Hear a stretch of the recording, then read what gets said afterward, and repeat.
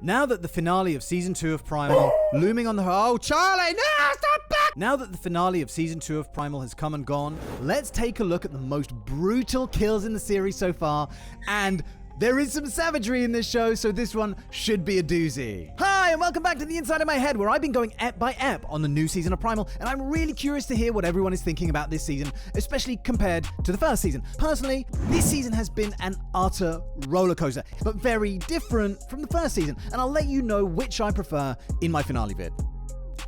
Before we start listing kills though, I would absolutely love it if you hit like on the video and considered subscribing if you're not subscribed already, and if you're into monster stuff, mecha stuff, sci-fi, fantasy, and just utter randomness. You know, I've also just done a prize draw and given away an SH Monster Arts Mechagodzilla, and if I ever hit 10,000 subscribers, I'll be giving away something ultra cool. Just as a, you know, a little thank you for putting up with my droning and waffling about, you know, things and stuff and things and stuff. Okay, so in with the kills, and where else would we start than with Season 1, Episode 1, with the kills that kick off the whole entire premise of the show, and that's the death of the respective families of our two main characters.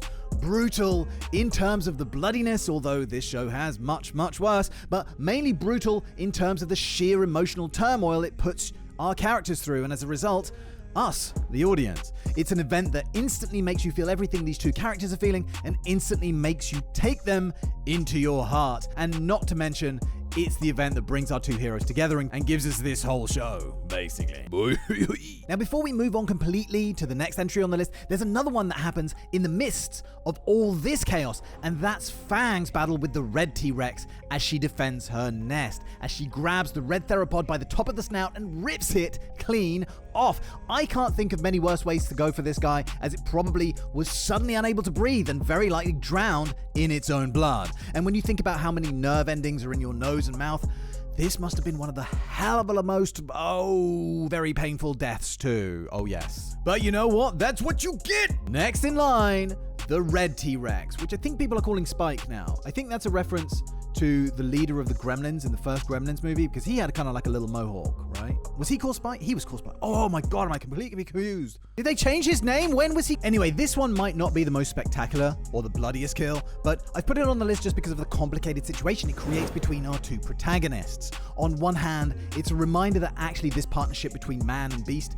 as entertaining as it is, isn't actually a natural one. That Spear is actually meant to be surrounded by other humans, and Fang by others of her own kind. And by nature's decree, at least, these two are supposed to be at odds with each other.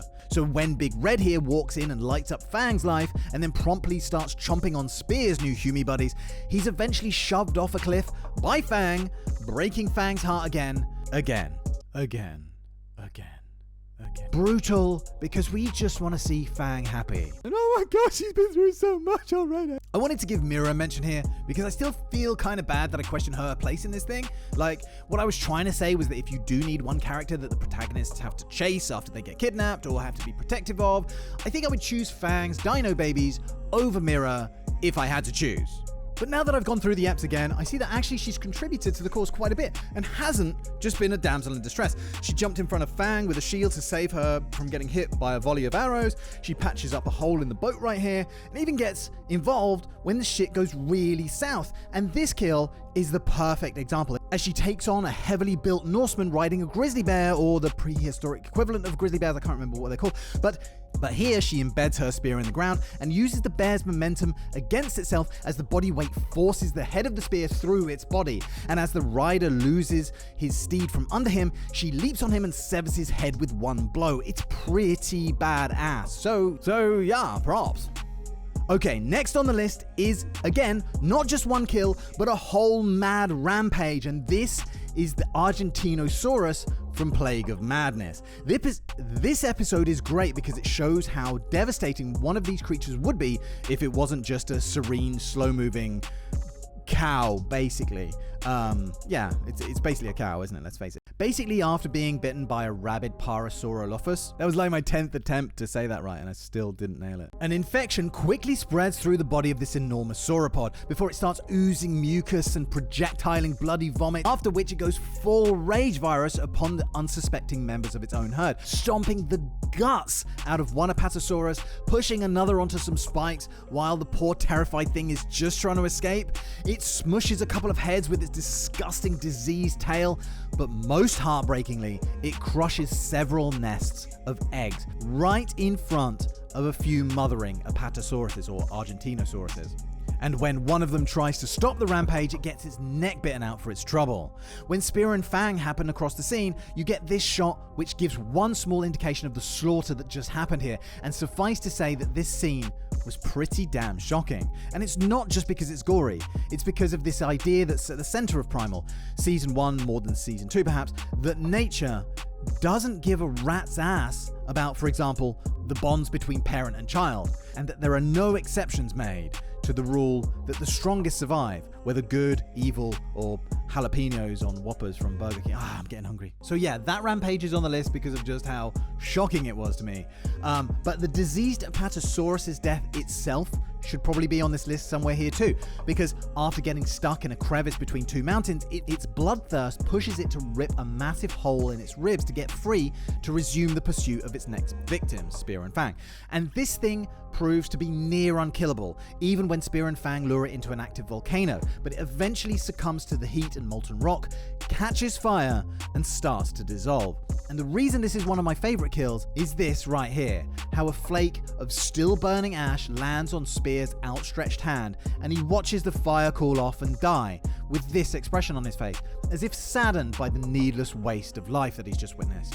And that it wasn't this thing's fault, it's just that nature has no fucking mercy. It's quite brilliant. One honorable mention has to go to the scene with the Meg, where our guys face off with this giant shark in the middle of a storm, no less. And we get this great moment where Spear, after fighting his way out from inside this thing's mouth, leaps off of its nose, rises high into the air above rows and rows of serrated teeth, and javelins the thing in its dead black eye. The reason it's only a mention though is that Spear doesn't actually kill it and you see it swimming away, so technically not a kill. Epic moment though. Another honorable mention has to go to the Night Feeder and how this thing, whatever it is, slices through prey even as large as this Triceratops with a single blow, leaving just a cloud of red mist and entrails. Like, when you consider how big a Triceratops is, like, it seems to me, I don't know, to be bigger than a rhino but smaller than a large African elephant. But whatever the Night Feeder is, it goes through it like a knife through butter. There's a really good theory about the Night Feeder that many of you may already know, but I'm going to discuss it more in my Primal Theories vid that I'm working on right now. In the runners-up spot, I've put Kamau's murder of the Welcoming Island villagers. Brutal because Kamau didn't want to do it. Up until this point, he's been reluctant to fight the Queen's enemies, sure, but hey, you know, they have swords, they have armor, but this is a whole new league of up. Seeing him bring their modest gifts to the Queen in some vain hope of changing her mind was really painful to watch.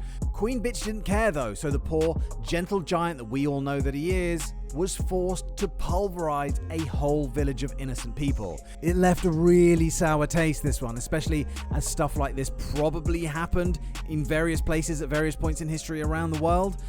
The only positive thing that I can draw from this whole bleak mess is this man's devotion to his daughter and the lengths that he would go to keep her from harm. Now, I'll admit that this was probably the most horrible death in Primal, like the most shocking to me anyway, but there is one that I would put higher on the list for entirely different reasons. But my favorite of all the kills, can I get a drum roll? Wait. I've just seen the finale, so we've got to put Spear's death on here somewhere, haven't we? Now, whilst the top spot on this list is where it is because I find it the most entertaining of the kills, this one has to be pretty high up on the list because it is one of the most brutal to us, the audience. It's brutality inflicted upon us. In the last episode, everyone thought Fang was gonna die, but did you see this coming? And it's especially brutal because not only does it kill one of our two favorite characters, it might kill off the whole entire show. It is pretty brutal in terms of violence, like the extent that he was burned up. Like, you see him afterwards and it's like, but Primal does have way worse than this. But as I said in my review of that episode, I don't see how they can carry on the show without him. I mean, they could carry on with the daughter, but I'm not sure that's something I'd really want to see. I'm happy to be proved wrong, but I have my doubts. So on those terms, I would put this down as a last-minute shock entry for the runners-up prize, and kill that I found most shocking. In terms of the most brutal kill in the way of one that I found most entertaining, My favorite, and this is probably no surprise to most of you, is going to be Grog's death. So Grog is the first to drink the ape shaman's mysterious black liquid in the primate battle tournament in the episode called Rage of the Ape Men, turning him from a large gorilla-like beast into some Frankenstein-like monstrosity who promptly grabs a triceratops skull to make his appearance even more terrifying. It's very likely that this guy was raised as or trained to be one of the elite warriors of the ape men for the purpose of this bizarre ritual to seemingly find out who is the strongest of the pack. So after besting his ape competition, even one that's noticeably larger than him, he drinks one single drop of the liquid to fight Fang. And that's enough to make him strong enough to beat her to an absolute pulp. When Spear manages to get out of his vines, whatever's binding him up, when Spear manages to get his guzzle on with a whole bowl full of the goo, that turns him into this. And oh my god, what do you even call this? It's like a cave troll smoked some hollow earth energy out of a crack pipe before running up and down the streets yelling, "Lions and tigers and bears, oh my!" Anyway, zombie Hulk Spear, yeah, that's what I went with.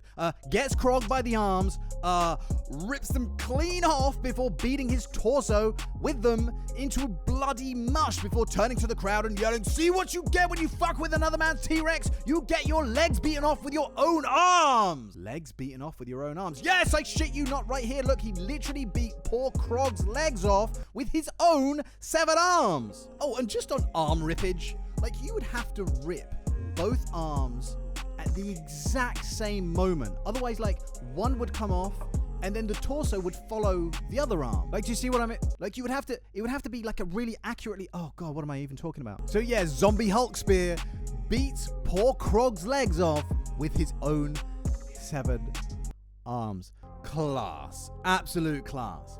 As a bonus entry to this list, I gotta add the utter carnage that happens in the aftermath of all this, because the ape men pile in on zombie Hulk Spear. Yeah, I gotta find a better name for him.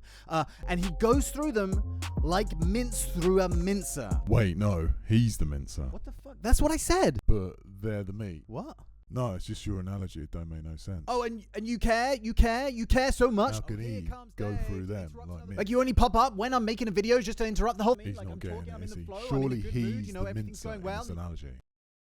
Yes. You understand what I'm saying? Yes. He can't go through them like mince through a mincer. Yes. You put mince through the mincer. Yes. He can't be the mince in this analogy. Isn't it weird that you can get mince that's like half beef and half pork, like all mixed together? Like I feel weird about mixing meats. Oh my Jesus Christ. You know how people use aloe vera and cucumbers on their faces, like for skincare stuff? Like, do you reckon everyone's ever tried mince? Just it might be medicate amazing. me out of existence already, will you?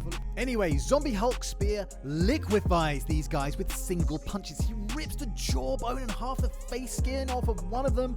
And the climax for me, when he does this sort of Hulk smash type move to take a whole bunch of them out. Absolute bloody mayhem, and it's glorious. And it's quite interesting to me that most of my picks here are from season 1. I wonder if they deliberately decided to tone it down a little in season 2, as season 2 is dealing more with humans, and there's only, you know, certain amount of stuff you can do to humans before it gets like but then, you know, there is that baby. So I don't know, maybe they didn't tone it down at all. Alright guys, I'm going to leave it there for now. Thank you very much for taking the time to watch my videos. I am back and focusing on the channel 100% now. I did have this project that I had to work on over the summer that I'll be able to talk a little bit more about soon. It's got Chris Hemsworth in it. It'll be on, I think, Disney Plus or Nat Geo. I'm not sure. But right now, I'm just chilling and catching up with the channel. I'm going to be tying up a few loose ends. Like, there's a few things that I started that I never got to finish. For example, the Halo series, I started reviewing that, and then I gave up halfway. Also because it sucked, and it started to really suck, so I gave up. There is still Pacific Rim: The Black Season 2 in-depth analysis Part 2 to come, and a couple of Pacific Rim theory videos. I did start to watch She-Hulk, but then I decided, no, I can't put myself through that shit. House of the Dragon might be worth a look, as well as the Lord of the Rings series, but again, if they suck, I'm not going to persevere. I'm just going to fuck all that jazz and concentrate on my Chainsaw Man stuff, probably. I'm going to have a couple of videos dealing with the new Monsterverse stuff that's coming out. GVK2, there's some updates to be had there. There's some updates to the Godzilla Apple Plus TV series. That's starting to look really cool. There's a new Kong series that's been announced with James Wan at the helm. So, in short, make sure you hit that subscribe button, as there's going to be loads of cool stuff. I'm being called by Charlie Beagle, as you might be able to hear in the background. I'm going to walk her, take my meds, and then hit the sack. Thanks again for watching, and I will see you very soon for the next one. Cheerio, bye!